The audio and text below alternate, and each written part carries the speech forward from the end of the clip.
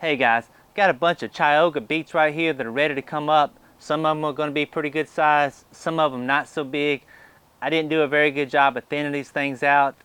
One of my weaknesses in a lot of vegetables, especially root crops, is I don't get them thinned out properly, but it's a work in progress. I'll try to do better next time. Right behind me I got some Danvers carrots and some red atomic carrots. We'll go ahead and pull all this stuff up, see what I made, take the good and the bad, and be happy with it, and get this stuff situated and ready to plant something else in here. I have no idea what these beets are going to look like. Some big, some little.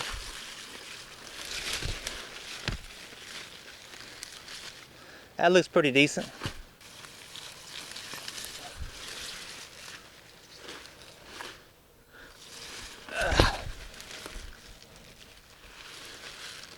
Now there's a big mama right there.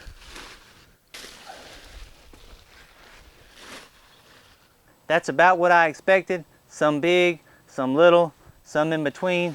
I wasn't expecting to get a white one though. Have no idea how I ended up with a white beet in here. Now we'll see how these Danvers carrots turned out. Again, same thing. Some gonna be big, some gonna be little, some in between. Some short and stubby. They don't look too bad.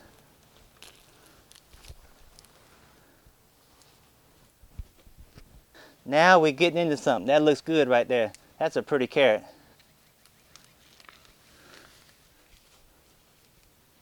Uh-oh, look what I got this time. Now, that's what I'm talking about. That's more like it. Real nice carrots. That was up on the outside edge where it had a little bit more sunlight and wasn't packed so close together. And there I have me a nice little pile of Danvers carrots.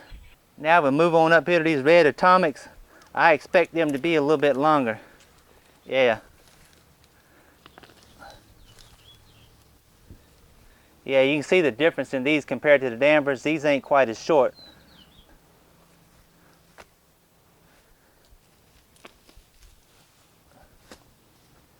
Yep, nice little carrot.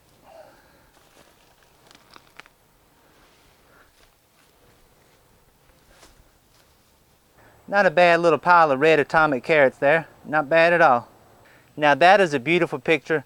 Whether you like beets and carrots or not, just to see the color combinations with the red, the purplish, the orange, the green. Vegetables are just some amazing plants from a visual standpoint. And if you happen to like eating beets and carrots, I'm going to tell you what, that's some good eating right there. Now that I got my beets and carrots out of here, what I need to do is go back and clean these beds out, get the little bit of weeds out growing along the sidewall there, and get these things ready to do some more planting. Now that looks a whole lot better. You can see my little zucchinis right here in the front, left hand side coming on. That's some of that Parthenon zucchini that doesn't need outside pollination, so I'm not going to have to worry about bees. Now what am I going to plant? I'm going to come back with some melons. These are some seeds from Charentais that I saved last year from some little small French melons I had grown.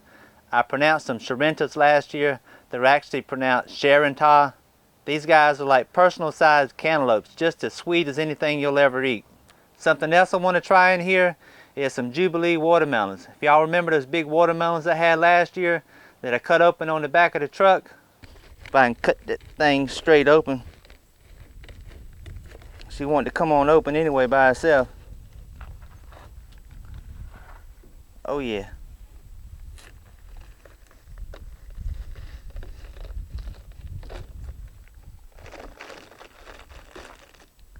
Great day in the morning.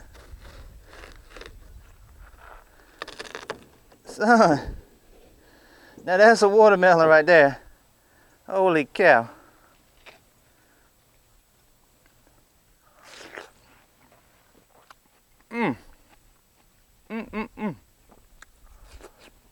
Well, I did save some seed from those things, and I'm going to plant a few of those here in the greenhouse as well, and just see if I can get me some nice watermelons sometime along mid-June.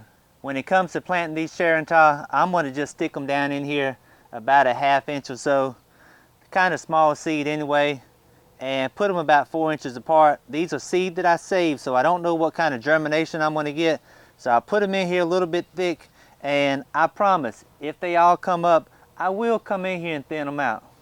I planted the watermelons the same way I did the Charentais, just scatter the seed around, and about a ½ inch deep. I'll come back and water these things in here shortly. And what I'll do is I'll see what comes up and take a look at them and pick the best plants, and I'll go ahead and cull everything else and give these things room to grow. The Charentais makes a little melon about like this, a little bit bigger than the softball. They can be run up strings, trellised. They're small enough where they won't break the vine, so it's quite possible that in a couple months you might look and see some 6-foot tall vines in here if they grow like I would like to have them grow. Now, I talked about the pollination issue with this Parthenon squash here that does not need pollination. These melons right here, they're going to need some help from the bees, or either I'm going to have to manually do it.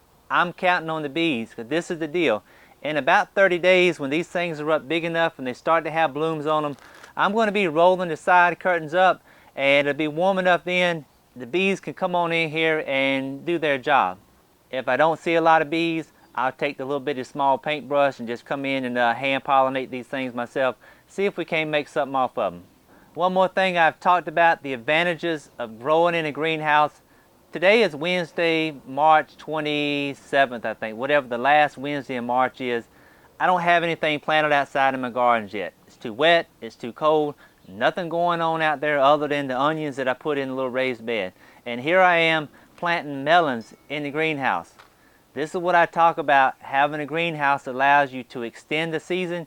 You get a much earlier start on it, and you get to grow a lot later going into the fall. Now these things will come up fine. This greenhouse in here will be fine the rest of the spring now without any heat. I've already got tomatoes growing in here, so I will keep the temperatures up at night. But if I were just starting out the seed, I wouldn't have to worry about heating this thing. It's not going to get that cold in here at night now. How quick of a jump does this get me on the season? I probably won't be planting melons outside till sometime the first week of May. So we're looking at probably, 40 days or something like that. Between 5 and 6 weeks. Having a greenhouse really allows you to extend your season and produce a lot more things that you wouldn't be able to produce if you were just relegated to growing outside. Just something to think about. So y'all take care, and Lord willing, I'll see you next time. If you found this video to be helpful, informative, entertaining, or just downright funny, don't forget to subscribe.